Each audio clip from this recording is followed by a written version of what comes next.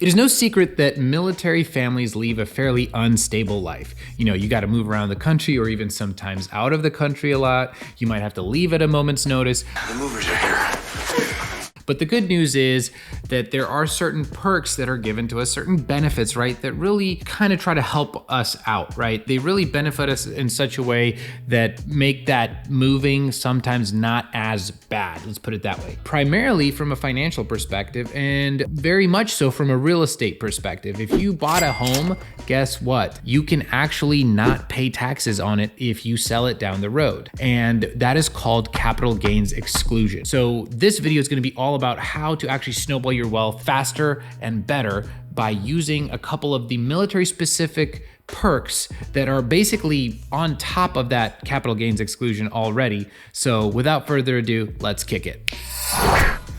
What's up everybody, Mark Yancich here with Active Duty Passive Income. And as I mentioned, we're gonna be talking about capital gains tax exclusion. The cool thing here is there's a couple of extra things that we get to benefit from as military service members. And I'm actually gonna be dealing with this right now. So I'm gonna get into some specifics first and just, the basics of how this whole capital gains thing works when it comes to selling your primary residence. And then we're gonna get into the military specific perks that make it even better if used in the right way. And then I'll actually tell you about my situation. So make sure you watch till the end because I'm gonna give you all the juicy details all along the way, and I'm gonna tie it all together with a real life example and the military specific perks and how that plays into my decision making. All right, so capital gains when buying and selling real estate refers to the value of the property increasing, meaning it appreciated in value. Either you forced the appreciation or the market appreciated or whatever. And so the sales price will be a lot higher than the purchase price. And that difference is called capital gains. So in a very simple example, let's say you bought a house for $300,000 and then you sold it for $450,000. Simple math, $150,000 there is considered capital gains. Now, typically that kind of capital gains would be taxed at about the 15% rate. Capital gains actually has 3 different rates, and that's 0, 15, and 25%.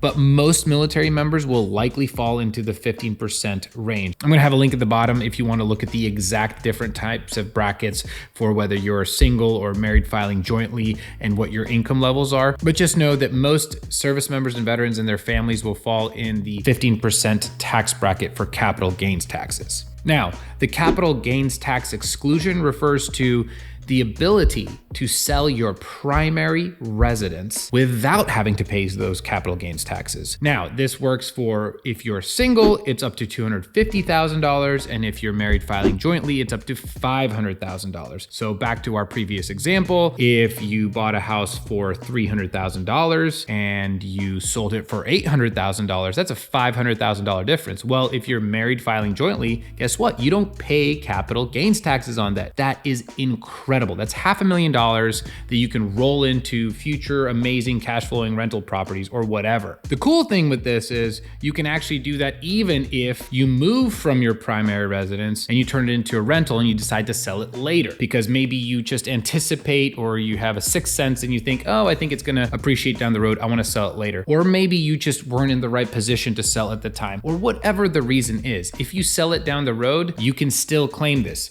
There are a few rules here though. It's called the 2-year and the 5-year rule. So you have to, within a 5-year time frame, live in that home for at least 2 years. So if you bought a home, lived in it for 18 months, moved away for 24 months, and then came back and lived in it for another 6 months, you have now achieved a full 24 months of living in that home. You will be able to sell it and not pay capital gains on it because you lived in it for 24 months within a 5-year period, or 60 months, right? The only caveat that you're gonna have to remember though, if you had it as a rental property at one point in time, you are going to be subject to what's called unrecaptured 1250 gains. And what that really means is the depreciation that you took against your cash flow on the property is now considered a gain. So basically any income that was written off as a result of depreciation now is considered income again, and you have to pay taxes on it because you didn't pay taxes on it in the past. It's not that big of a deal, but you do need to know about it so you're not kind of surprised when you do decide to sell. The The good news is though, it's capped at 25%. So if this happens way down the road and you find yourself making a lot more income than you used to and you're in a higher tax bracket, at least you're gonna be capped at paying up to only 25% taxes, nothing in the 30s or 40s. Now, let's talk about how this capital gains exclusion works even better for military families. Now, again, we understand that it's not that it's better, it's just an added perk for service members and their families because of, having to move around a lot or the difficulties and stressors with a fairly unstable life. All right, number one, and this is a very, very important point. You are able to extend that 5-year period by an additional 10 years. So technically 15 years. If you were told to do a move. If you were told to move PCS because of the military, you get to tack on up to 10 years. There are a couple of nuances there, so make sure you talk to your tax professional, but just know that you're not completely pigeonholed in that 5-year period. You can have some flexibility there, which is honestly just such a stress relief sometimes if you're really PCSing a lot and you just don't get around to selling your home, within that 5-year period. The second thing, which makes it even more flexible, is called partial exclusion. You're able to actually not live the full 2 years. Instead, you could actually do maybe 10 months, 18 months, whatever, and then the proportional amount of those 2 years that you lived in the home will be how much you're able to exclude from your capital gains. So for example, here is literally my situation right now. I bought a home in California for about $540,000. Now, I'm going to be selling that home for a little over $700,000. Now, I haven't sold it yet, so I don't know the numbers exactly, but let's just pretend after all my sales expenses, closing costs, concessions, what have you, I end up with $120,000. I only lived in that house for 18 months, but since I'm married filing jointly, 18 months of 24 months is 75%. So I'm still able to be excluded on 75% of $500,000, which is $375,000. And I'm only making maybe roughly $120,000 in gains after the sale. So I am well within that $375,000 limit. So I'm definitely going to be able to exclude all of that $120,000 gain from paying any capital gains. However, in my case, as I mentioned before, with rental properties, I had that home as a rental property for about 2.5 or so years. So I'm gonna have to pay unrecapped or 1250 gains on that because I was depreciating against the income that I was making from the rental. Now I gotta mention one little quick gotcha here.